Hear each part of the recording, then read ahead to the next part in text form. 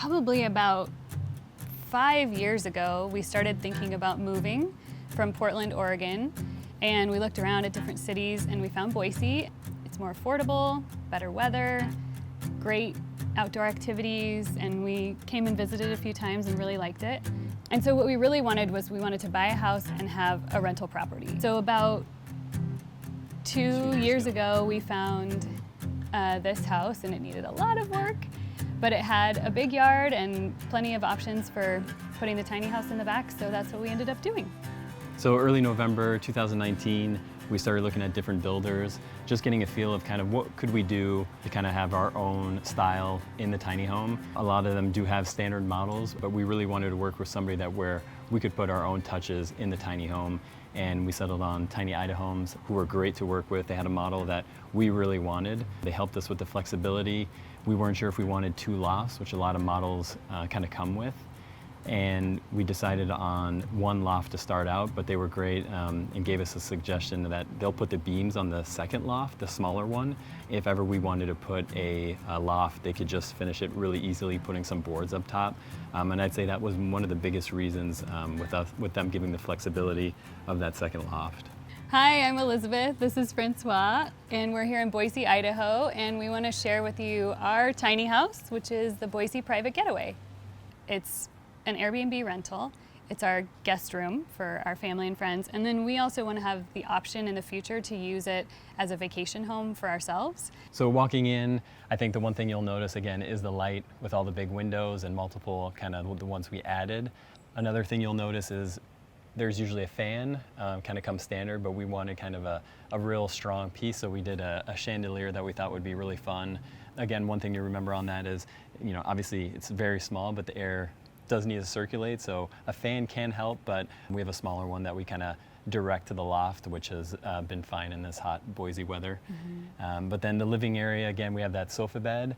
We just wanted that flexibility for people if they didn't want to go up the stairs, or if they're, for us long term, if we have multiple guests or family or friends, they can use a sofa bed. And again, all along there, you'll see the shiplap. And again, above, we have the beams that were going to be for the second loft, which is smaller than the queen loft that we have. And again, just long term thinking about maybe we'll want a loft, you know, down the road if we need more space. Mm-hmm. Yeah, and then as you go into the kitchen, we have a flip down dining table that hides away to give you a little bit more space, but you can also flip it up if you want to actually sit at the dining table. And then as you move into the kitchen, we did a full kitchen because, like we said, we want to be able to use it long term for ourselves, and we also think it makes it nice for our guests. So you have a gas stove and oven, you have a full-size microwave, you have an apartment-sized refrigerator and freezer, you have a big deep sink, we have a little coffee maker in there. We just tried to make it everything you would need to live in there is there. In the bathroom we have our lovely composting toilet, which has actually been working really well, and we're super impressed with it. You never smell anything, which is the first thing everyone thinks of. Mm-hmm. And we've had tons of different people use it, and everyone's used it just fine, so we've been super impressed with it. And then we have a closet in there where you can hang up some clothes if you need to, and just the basics that you need in a bathroom. It's small, but the shower is actually quite big. There's no bathtub, but it's a big shower. It'll accommodate almost anybody. Mm-hmm. And then up in the loft, we just have a queen-size bed. It's pretty simple, but it's super comfortable, and it's actually like a really nice place to sleep. It's mm-hmm. very cozy, and you feel very, like, I don't know, safe and protected up there. And again, 2 large windows, 1 on each side. Yeah, big windows to let the light in if you want. We did add, like we said, a full staircase and a full railing just for safety, so it's a lot easier to get up and down, and you're not going to accidentally roll out. I don't know, is that an issue?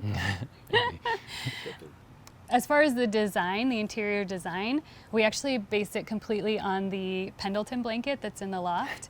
We found this Pendleton blanket, we just love the colors and the design of it, and so we bought that first. That was the first thing we bought, like months before we got our tiny house. And then everything else, we just tried to kind of play off those colors, and we really wanted it to be colorful and vibrant and really happy in there. So you'll see a lot of color. And we found some really great art that we found on Etsy, just like an Etsy maker. That's just, it's Pacific Northwest mountains, and that's what we love. and then it was all colorful and pretty, so it just kind of matched. But yeah, it really spun off of that one item that was just colorful and beautiful, and we wanted to base everything off of that. For the space outside, the biggest goal we had was to have kind of its own space for the tiny home. We just liked it, again, friends and family come, or Airbnb, that people can come here and kind of have their own space separate to ours. So there's a separate entrance. We have our own yard, they have their own yard. So again, trying to create that like private getaway that we named it after. And it's a little young now, but we want these trees to kind of grow up so it gets even more kind of private here. Cool thing with the patio here is these were used as a longer patio for the main house. So we kind of repurposed them and kind of made this patio. We thought would be great to, again, just to have a space that people can come out. It's hot here in the summer, but you know, it's light late, so people can come out and kind of hang out, have dinner, or just have a drink. As far as heating and cooling, we have a mini split on the wall. It's kind of right when you walk in, kind of right in the middle almost of the tiny home.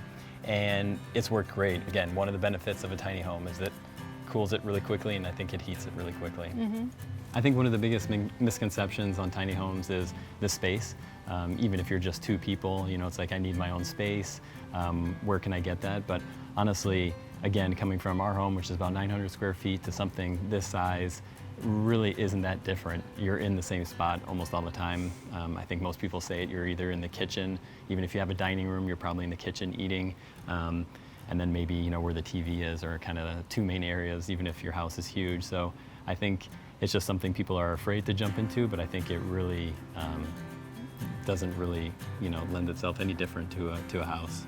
Yeah, so on Airbnb, we are Boise Private Getaway. If you want to book with us, we'd love to have you come stay with us and experience tiny living for yourself.